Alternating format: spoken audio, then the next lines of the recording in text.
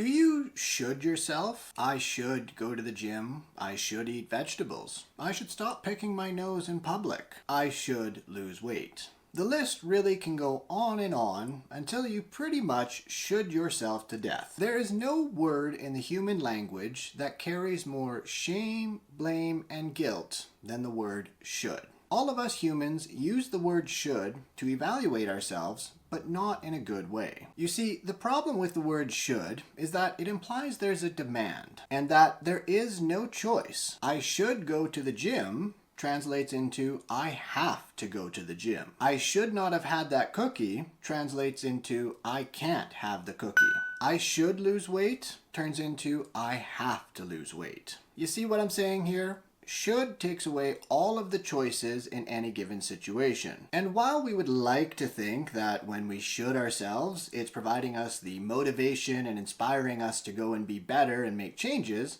but the reality is that when we demand things of ourselves, all that's going to happen is we're going to become resentful and ultimately resist engaging in the behavior that we want to engage in. I don't know about you, but I really don't like being told what to do. And if it's coming from my inner tyrant, well, I often say, F you, and go and do the opposite. And this is because humans are not meant to be slaves. We're not meant to succumb and obey to the shoulds and have-tos of the world. We are free and living and want to do what we want to do. And unfortunately, even if you do yield and give in to those demands and do what you should be doing, well, it's going to be done out of a place of resentment and ultimately is not going to be something you're going to enjoy. It will be something that doesn't bring you any joy and likely you're going to eventually rebel and stop doing it. So to kind of put this idea into further context, I want you to think about a child that's maybe 5 or 6 years old, and this could be your current children that you have at home,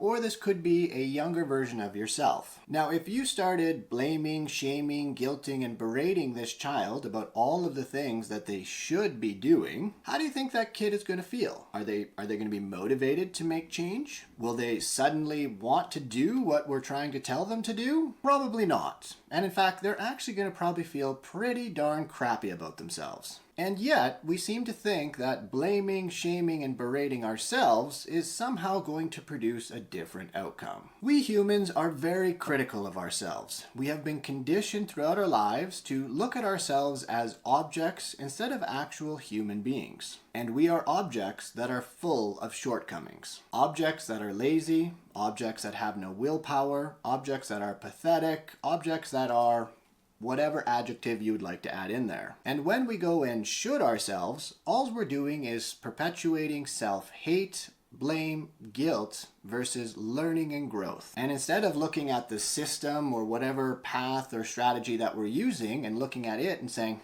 that's not really working for me, we instead look at ourselves and say, yeah, I'm lazy, I don't have enough willpower, I don't have enough discipline, and so on and so on. And so we do the same behaviors over and over again and ultimately get this exact same results of, say, losing weight and then regaining all the weight back because every year we try the new fad diet. And so if we want to start living a life that is fulfilling and that helps us to actually reach our goals, well, we need to change. And hey, I know you're probably enjoying this video right now, and if you aren't currently subscribed to my channel, well then you definitely should hit that subscribe button down below. As well, turn on the notifications so you never miss out when I put out another video. As well, check out all my links down in the description. I have my email links where you can get a number of great little goodies and you can sign up for my newsletter and ultimately stay up to date on all the comings and goings of what I'm doing. So subscribe, check it out, and thank you for the ongoing support. So instead of being critical of ourselves, we need to evaluate ourselves on a moment-to-moment basis in a way that is going to inspire change in the direction that we want to go and in a way that is out of respect and has compassion for ourselves rather than being out of self-hatred, guilt, or shame. And the way that we go about doing this is we first need to recognize that every self-judgment that we have is ultimately a judgment of a need that is not being met. So let's do another little example here. Let's say you're at work and you start wandering over to the break room and you see that someone has brought in some home-baked goods. And suddenly, without even thinking, you've consumed 2 or 3 of these delicious little treats. And now you're wandering back to your desk with the following narrative. I shouldn't have eaten those treats. I'm so pathetic, fat, and lazy. I'm always going to be fat. I hate myself. Why can't I resist? Why can't I just stick to my diet? And eventually, you're gonna say, fuck it. I'm just gonna eat whatever I want. Does that sound familiar at all? So in these situations, we wanna ask ourselves, what is the need that is not being met when I'm making these judgments about myself? When I'm judging myself for being fat, pathetic, and lazy. And the unmet needs might be, well, I want to really try and take better care of myself. Or perhaps the need was, you know what, I was really hungry because it's almost lunchtime. Or perhaps it's, I need to reduce my stress level because it's been a crazy morning, I'm super frustrated, and there's a project deadline that's coming up. Your unmet need could be one of these things, or it could be all of them, or it could be any other list of potential needs that aren't being met. But when we take that step back and we look at the unmet needs, instead of feeling blame, shame, and guilt, what we're going to feel is other emotions, such as frustration, disappointment, sadness, anxiety, and so on. You see, something we often don't talk about is the fact that humans developed emotions for a reason. These emotions came about 30,000 plus years ago when we were all living in caves and were doing this hunting and gathering thing. And what these emotions did is they provided us the motivation to act in order to fulfill some kind of need or value. Now, this isn't to say that these emotions aren't going to lead to regret. What they're going to lead to is a regret that you can actually learn from and take some actionable steps to make a different choice next time. And it does it without blaming and hating ourselves. And fun fact, when we focus on unmet needs, we actually get better at finding solutions that are actually going to fix the problem and help us to do better and better our lives overall. When it comes to that blame and shame, we self-perpetuate that self-hatred, we end up doing the same behaviors over and over again, and we somehow think that if we just get more willpower, more discipline, well then this time is going to be different. If I'm just more perfect this time, then we'll get it solved. And ultimately, we don't see all the possibilities as to how we can actually make effective change. So once we've made this connection of an unmet need, we then need to look at compassion and forgiveness for ourselves. When I ate those treats, which I now regret, what need of mine was I trying to meet by having those treats? You see, the actions that humans take are always in service to some kind of need or value, even if trying to do it and solve it doesn't actually fulfill that need or value. So engaging in emotional eating and eating those treats when you didn't mean to might have been serving the need of making you feel a little bit better in that moment by lowering your stress and anxiety levels, even if it's not meeting your need of trying to take better care of yourself in the long term. And from here, we then go to empathy. And we might say something like, damn, I really didn't mean to eat those treats. But you know, I was definitely frustrated and upset, and I was looking for some way to kind of comfort myself and make myself feel better. And I know in the past, I've definitely used food to help me cope with my different emotions. And from this, we can then forgive, and we can ultimately hold space for ourselves. We can hold space for the self that regrets the action being taken, and we can also hold space for the self that took the action in the first place. We learn to understand and figure out why we engaged and did that in the first place. Now we want to find solutions, and we want to find solutions that are going to be positive and actually help us to fulfill our needs, our values, and give us a better life overall. And this might be something like, you know what, the next time I'm feeling that stress or fear or anxiety or what have you, I'm going to go for a walk instead of going to the break room. Or, you know what, hunger was not being well controlled today, and yeah, I was a little bit stressed, but I'm going to stock up with the high protein snacks at my desk, and I'm going to try having a snack before I go into the break room next time. Ultimately, we're going to be looking at solutions that are going to help you to fulfill those deeper needs and values of, say, wanting to take better care of yourself, and we're going to look at it in the sense of, all right, we're going to try and do better next time. The other part of this whole process is changing the language that we use. We're going to start moving away from I should do something and I have to do something to a more positive language that is I choose to do something or I get to go do this thing. So for the first step of this, what I want you to do is write down everything that you either dread or really don't like doing, but you have it in your mind that you have to do this thing or you should do this thing. List all the things out. Your list can be as long as you'd like it to be. It really doesn't matter. The next thing that I want you to do is to actually look at your list and say and acknowledge, well,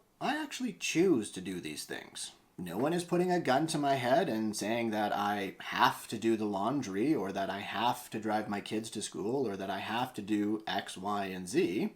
I choose to do all of these things. In fact, I want you to write, I choose to do X activity in front of every single one of the things that you have written out. I choose to do the laundry. I choose to work late. I choose to sit on the PTA of my kid's school. The next step is to get in line with the intention behind each of these behaviors and things that you do. So I choose to do the laundry because I want to have clean clothes to wear. I choose to sit on the PTA because I want to be involved in my kid's life and I also want to be involved at my kid's school. I choose to go to the gym because I want to be stronger and healthier. And I choose to work late because I like the extra income. Now that you have all of those in mind, I want you to think about, does this intention actually resonate with the life that I want? You know, extra income might be great, but is spending more time with your family more important to you? On the flip side of things, going to the gym and becoming stronger and healthier is definitely important to me, and it's something that I want to continue doing because it brings value to my life. It makes my life better versus taking away from it. And based on the intentions and the reasons for you doing these things, it could be for money, it could be for approval, it could be for your kids, it could be for any number of reasons. Whatever that intention is, I want you to really think about, is this thing that I'm doing, is it actually serving my life? Is it actually making my life better? And if it isn't, well, maybe it's time to get rid of it if you can. And as for the things that you're still dreading or maybe don't like, but they do serve a value or a need in your life, then we need to look at a reframe on how we think about it. And hey, if you're looking for some support on your weight management journey, then you should definitely go down to the links below. You can check out and schedule in for a free consultation with myself. We can see if you're a good fit for our program here at Health Evolved, and I can certainly help you out on meeting your weight management goals and looking at things of how you're dealing with shame, blame, and guilt, and ultimately help you to create behavior changes and lose weight for now and also keep that weight off long term. Check it out, don't miss out, and thank you for the ongoing support. So it's I choose to go to the gym today, or I get to go to the gym today so I can be stronger and healthier. Or I get to sit on my kids' PTA so that I can be more involved at my kids' school and more involved in my kids' lives. We want to change that frame so it becomes something that we no longer dread and we recognize why we're doing it and we've connected a value to it.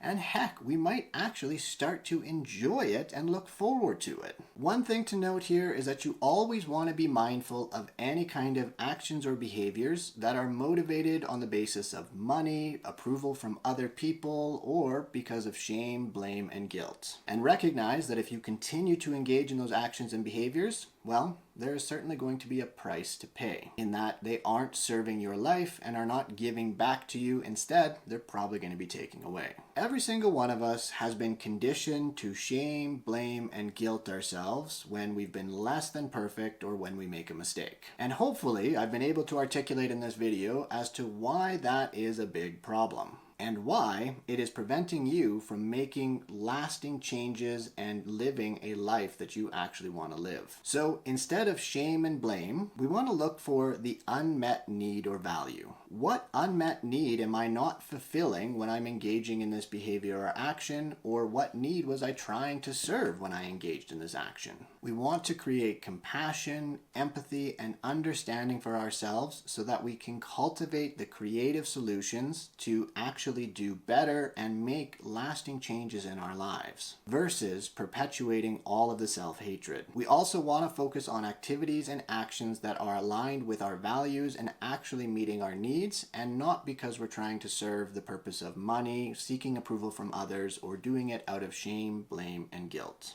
So that is it, and that is all, my friends. I hope you enjoyed this video today. A little bit different from the usual evidence-based medicine side of things, but I think it's an important topic nonetheless. And of course, if you haven't already done so, you better be hitting that subscribe button down below, not only to get awesome videos and content and stuff like that, but to also help me feel really good about myself. And of course, if you think one of your friends may benefit from this video, definitely share it and pass it along.